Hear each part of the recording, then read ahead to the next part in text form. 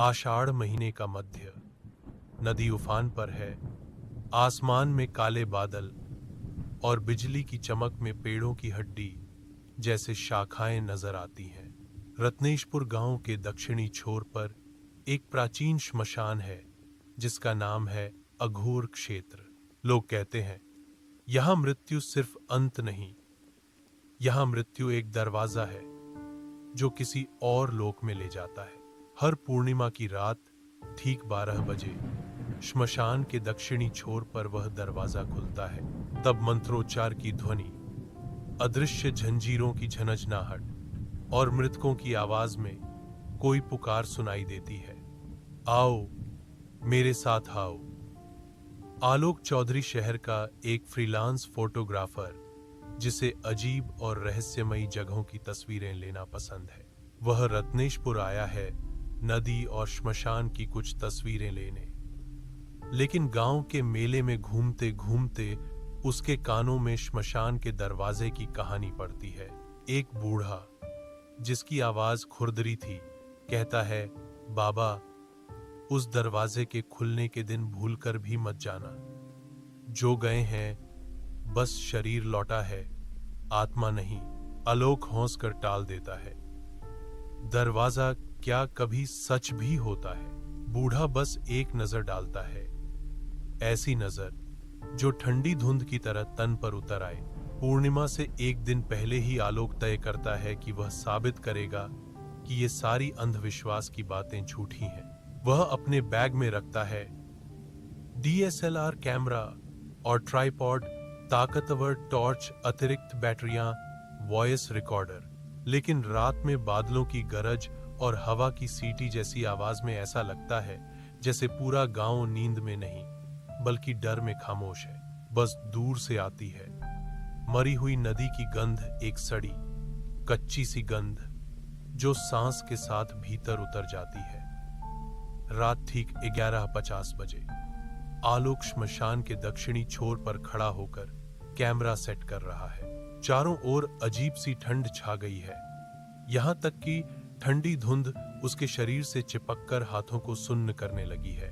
ठीक 12 बजे धुंध को चीरते हुए सामने प्रकट हुआ एक विशाल पत्थर का मेहराब, काले पत्थर पर खुदे हुए अजीब प्रतीक और ऊपर अंकित मृत्युंजय नमा। मेहराब के भीतर कोई दृश्य नहीं, बस गहरा पिच काला अंधकार, जैसे वहां रोशनी कभी पहुंच ही नहीं सकती। आलोक तस्वीरें लेते लेते मेहराब के करीब पहुंच गया। अचानक उस अंधकार से बाहर निकला एक काले वस्त्रों में लिपटा आदमी, सिर पर मुंडमाला, हाथ में खोपड़ियों से भरा कंचा और माथे पर खून का तिलक। वह गहरी आवाज में बोला, क्या तुमने स्वेच्छा से यह मार्ग चुना है?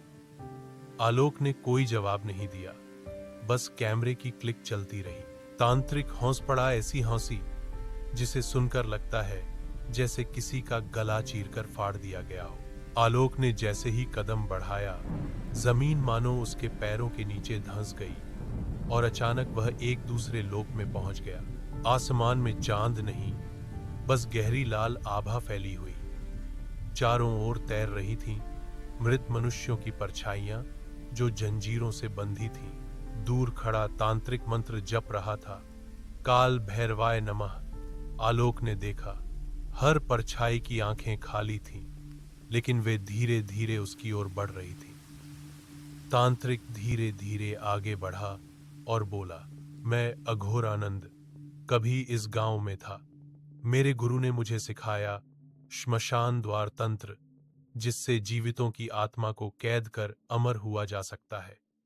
लेकिन एक दिन मैं असफल हो गया और इस द्वार के श्राप में फांस गया। अब मैं मुक्ति चाहता हूं। उसने आलोक की ओर हाथ बढ़ाते हुए कहा, तुम स्वेच्छा से आए हो, तुम्हारा शरीर मेरी मुक्ति का साधन बनेगा। आलोक ने बेताबी से टॉर्च की फ्लैश जलाकर परछाइयों को दूर करने की कोशिश की। हर एक फ्लैश में वे चीखकर पीछे हट जाती, लेकिन तांत्रिक लगातार उसकी ओर बढ़ता ही जा रहा था।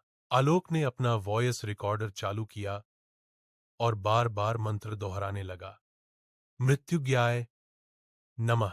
अचानक द्वार का मेहराब फिर से प्रकट हुआ। इस बार उससे काली रोशनी फूट रही थी। वह पूरी ताकत से दौड़कर बाहर निकल गया। सुबह होते ही गांव वालों ने देखा, आलोक श्मशान के किनारे बेहोश पड़ा है। उसके कैमरे में आखिरी तस्वीर एक विशाल काला दरवाजा, जिसके पीछे खड़ा तांत्रिक, और उसकी आंखें लाल आग की तरह जल रही थीं। उस दिन से हर पूर्णिमा की रात आलोक के घर में कोई न कोई फुसफुसाकर कहता है, दरवाजा फिर खुलेगा, मैं आऊंगा।